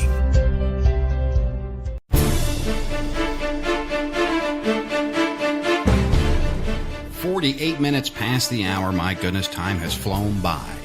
We have literally been to the moon and back tonight, folks, discussing the lunar landing Apollo missions with our guest Marcus Allen, publisher of Nexus Magazine in the UK, of course, and Scott Henderson, revealing some amazing photographic evidence that he's sharing here for the first time. You can see that in the chat room, hauntedvoices.com, wgogdb.com. Either one of those, just get into chat. Those photos are in there. We're discussing those. And if you missed the first part, don't worry. We got everything archived for you. We'll have that up here a few moments after the live broadcast. But, you know, we've discussed the launch. We've discussed getting to the moon. We've discussed landing on the moon. And we've touched on the return. And, of course, Phil's chomping at the bits with something here regarding a certain director. We're going to get into that here in a moment. But what I want, Marcus, if you would, kind of disclose in detail about the return to Earth, because this is a very sensitive subject, you know, with a lot of people. The whole lunar landing. Come on, it's against it's unconstitutional to say we didn't go to the moon. So tell us about the return and the details with that, Marcus. Okay, when you come back from the moon, you've got to get out of lunar gravity, which is not very great. And as you get out of that, you head towards Earth. And as you approach Earth, you are gradually accelerating because of the gravity of the Earth attracting objects towards it. Okay. When you reach Earth, you're traveling at the same speed you leave it at, 25,000 miles an hour. Now you've got to slow down so your parachutes can open to land you in the Pacific Ocean. And there's a major problem here, because the only way you can slow down, because spacecraft don't have brakes, the only way you can slow down is by hitting the Earth's atmosphere. Now, the Earth's atmosphere starts at about 60 miles above the Earth's surface. As soon as you hit the Earth's atmosphere, you're going to have a frictional heat load. Basically, it means that as you're traveling through the atmosphere at 25,000 miles an hour, you're forcing the air in front of you to be compressed, and that heats up. So in order to protect the aluminium spacecraft, aluminium melts at 600 degrees centigrade, you have what's called a heat shield on the front, on the blunt end of the spacecraft, which will absorb the heat. And because it's what's called ablative, i.e. it will destroy itself before it destroys the spacecraft, you will slow down because the sheer pressure of the air will slow you down. You try putting your hand out of a car when you're doing 60 miles an hour. There's quite a pressure on it. Mm-hmm. Obviously, it's not enough pressure to heat your hand up, but if you stick your hand out of a window going 200 miles an hour, you probably get your arm ripped off. So, don't in try a spacecraft, in order to make sure that you slow down, you have to enter the Earth's atmosphere at a very, very acute angle. It's actually 6.4 degrees to the Earth's surface. You will then travel through the Earth's atmosphere for about 1,000 miles. And the craft will become quite hot. And we saw the tragedy of the Columbia craft as it broke up in the Earth's atmosphere. That's what it would look like. It's interesting that nobody has ever photographed an Apollo craft returning through the Earth's atmosphere, glowing as hot as it will. Now, the way in which the Apollo craft, we are told, enter the Earth's atmosphere was what's called direct entry. The other method of doing it is called skip entry. where you basically bounce off the Earth's atmosphere and lose some of its speed and re-enter it, like skipping a stone across a pond. It will bounce across the surface. Mm-hmm. No, Apollo didn't do that. Apollo had the direct entry, i.e. it came straight into the Earth's atmosphere without leaving it again, heating up through to several thousand degrees, which you would think would melt the aluminium of the craft, but no, it somehow managed to avoid that, to eventually you will slow down to the point where you can deploy your parachutes. Parachutes can't be deployed below or above 30,000 feet because there isn't enough air for them to open, which would be a pity because you'll then crash. So you have to slow down to a relatively slow speed, about 200 miles an hour, maybe a little bit less, and then you can open your parachutes. Now we have another problem. Where did they stow the parachutes? The command and service module is really quite a small craft, about 12 foot across, 12 foot in diameter, and about 10 foot high. And there's a passageway at the top of the command and service module through which the astronauts had to climb to get into the lunar module. And they climbed back again, as Scott said, leaving their gloves behind. So where were the parachutes stowed? Because these are huge parachutes. They're about 100 foot in diameter, and they've got a huge amount of hawsers and ropes and steel attachments to make sure that the craft is held up by the parachutes. Where did they stow the 3 parachutes? Because when they are compressed down, which they obviously would be, and folded up, they'd be about 3 or 4 feet high and about 2 foot in diameter. Where did they put them? There's no room. That's actually a good point, because well, I put the picture up, and of the I think the Apollo 14 craft on splashdown, and if you look closely at it, they just put like a piece of canvas over where the hatch is, and the chutes take up the entire space inside of there. So there's no top hatch on it at all. I'll be damned. Very apparent in the picture that I put up. A very, very interesting point, that, because it very seldom is raised, the question of where were the parachutes stowed in the craft. It's not been discussed until very recently, when people have realized just how big the parachutes were when they were compressed and packed and ready to go. Right, that's something you don't think to about. A football field each. And that's something the average person doesn't think about. I mean, these are the little things that are being put into everybody's minds here. So definitely think on this, people. Definitely give it a good thought. And Phil, you had something here. We have just a few minutes here left in the show. You wanted to get this out about a certain director. Go ahead, Phil. Just very quickly, this has been going around for years that NASA saw Stanley Kubrick's movie 2001, A Space Odyssey, which came out, I think, in '68. They were so impressed with the way he filmed the ships out in space, and there was even a scene where they landed on the moon, that they got him to direct all this NASA stuff of the landings. Is there any validity to that, or is it just like an urban legend that Stanley Kubrick actually directed all this and set it all up? I would say it's an urban legend because you say quite correctly. He released the film 2001: A Space Odyssey, probably one of the, if not the greatest science fiction film ever made. He was working on it quite extensively. Kubrick was a perfectionist, as we know. He was working on it during the time of Apollo. Now, there are photographs which show Deke Slayton, who was the head of the astronaut program, and Gerd Muller, I think he's not Gerd Muller. Anyway, one of the other senior administrators from NASA are in a photograph with Stanley Kubrick at Boreham Wood Studio in Elstree in the UK, where Stanley Kubrick worked all the time. He didn't work outside the UK. He may well have had a consultancy role. They may well have been impressed by what they saw, and they certainly were for Dr. Strangelove, because Stanley Kubrick recreated the interior of the B-52 bomber when he was refused permission by the US Air Force. They knew he was perfectly capable of doing these things. Whether he had any active role beyond maybe just consultancy, I don't know. There's no evidence that I've seen. there are people who will say that he did have something to do with it. But I prefer the idea that it is said that God created the world in 6 days, and on the 7th day, Stanley Kubrick sent it all back for modification. As being if he hadn't done them, they would have come out a whole lot better than they did. Absolutely, yes, of course they would. I've read that, yeah, he was a stickler for detail. You know, he watched every little detail of everything. Yeah.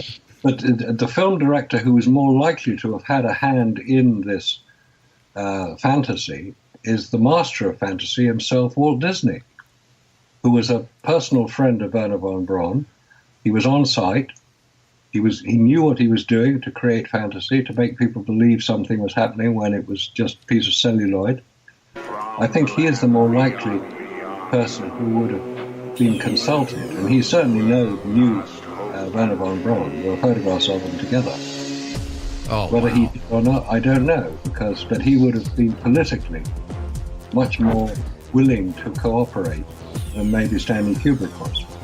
Oh, this has been amazing, and you know, Scott, Marcus, we're definitely going to get you two back on for another discussion on this. I mean, time has run out, time flies by. I mean, we've literally been to the moon and back here. So it's thank you both so much for taking time and coming on here such a a weird hour. I appreciate that very much. You guys were fantastic. Thank you. Thank you for having me. And for all of you folks out there, my goodness, Phil, what do you think? After hearing this, I'll tell you, I grew up believing this because, like I said, I'm old enough. I watched it on TV when it happened or supposedly happened, whichever. And I hate to believe it didn't, but I'll tell you, makes me wonder. It does. And these two, Marcus Allen again, publisher at Nexus Magazine. Of course, you have Scott Henderson. Those photos are in chat. And if you want to see copies of those, of course, you can contact us here at the station. We'll get you some of those. But I'll tell you what, Phil, makes you wonder. Definitely makes you think. And be sure and tune in next week, folks. It's our Halloween special. Now, Phil and I are going to have some fun. Because second hour, we're going to do some open call-ins. We definitely want your scary story, Halloween bloopers going on that night, whatever you want to talk about. We're going to open up the line second hour. And first hour, we have guest Keith Linder. He's going to talk about his paranormal experience. Going to scare you guys quite a bit. All that's coming up next week, same time, 9 Eastern, 8 Central, right here on Haunted Voices Radio. A Halloween night, Phil. What are the odds? Yeah, it's going to be creepy, and I'll get to do my sound. Yeah, we'll get some cheesy sound effects and stuff. Yeah. All that good stuff. So you guys have a great night. Have a great week. Thanks for taking time out of your schedules to listen to the live show. Everything's going to be uploaded here shortly to iTunes, Google Play, iHeartRadio, and, of course, hauntedvoices.com. Have a good night, folks. Good night, everybody.